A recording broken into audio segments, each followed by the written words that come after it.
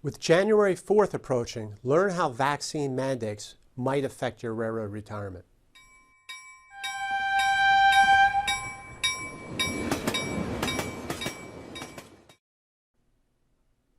Welcome everyone to another edition of the Highball Advisors Railroad Retirement Whiteboard. My name's John McNamara of Highball Advisors, and today we're going to talk about a current event, right? Vaccine mandates. We're hearing it actually through a lot of industries, not just through the railroading industry. But a lot of railroaders have been reaching out to me saying, hey, how's this going to affect my railroad retirement? So I thought I'd do a public service and talk about the effects of vaccine mandates on your railroad retirement. So just to be clear, the purpose of this video is not to take either side of the vaccine mandate discussion. So you're not going to find that here. But I'd just like to talk to you about kind of the current state of the land as of when I'm recording this, and then obviously as it approaches up to January 4th. So right now, almost all the Class 1 railroads are requiring some sort of vaccine to be taken before, Burlington or UP. CSX, I just read, is saying they're still undecided with the agreement employees. So let's just have a look at how this all came about, right? So the Biden administration, through OSHA, right, because they're the regulatory body over labor, right, is saying to the anybody who does business with the federal government, those employees had to be vaccinated, and then companies over 100 employees also had to be vaccinated, right? So that's kind of the edict that came down to all industries. So the companies are saying, well, we have to meet the what comes down from our regulators, and then they pass that on to the railroaders and say, okay, well, you guys have to be vaccinated because we do business with the federal government. We're regulated by the federal government. So that's why all those mandates are coming down. So what happens is everybody has to be vaccinated. All employees have to be vaccinated by January 4th, right? So that's the lay of the land right now. However, right, as things don't go all smoothly, currently the status is, well, the unions are saying, well, we didn't negotiate this, so you can't really impose this upon our workforce. So that's for the agreement employees.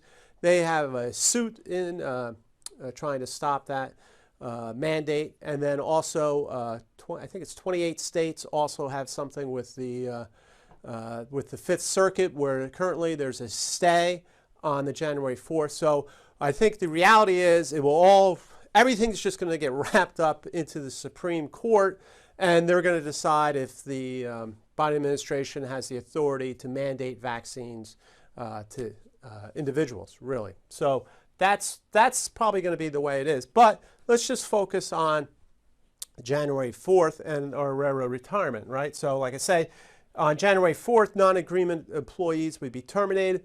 And then I did a little research, and maybe the labor folks can help me out a little bit better.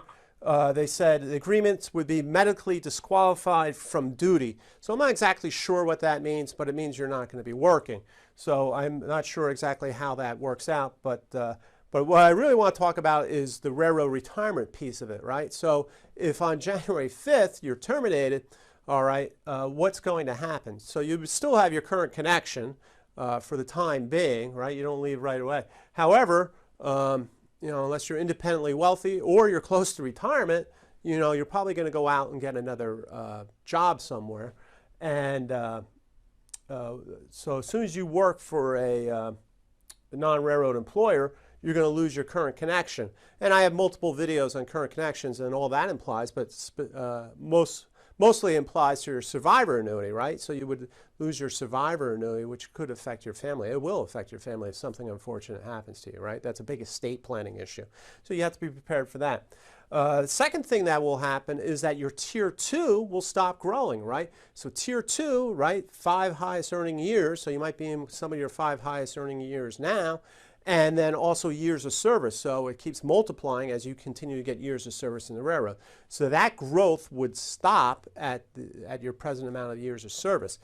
However, finally, the last thing I want to really get across is that you would still get your railroad retirement, right? Even though if you get terminated from the railroad, okay, you've put in the years, as long as you have 5 years vested, obviously, post-1995, you would still get your railroad retirement. So that part isn't going to be lost if on January 5th you're terminated for these vaccine mandates.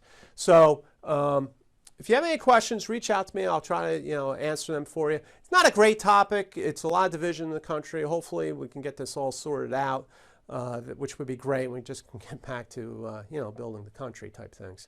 So everyone, please subscribe to the YouTube channel. Share this with other railroaders who might be confused about the topic. Hopefully I shed some light on this for you. And until next time, everyone, please stay safe, stay on track, and take care. So long, everybody.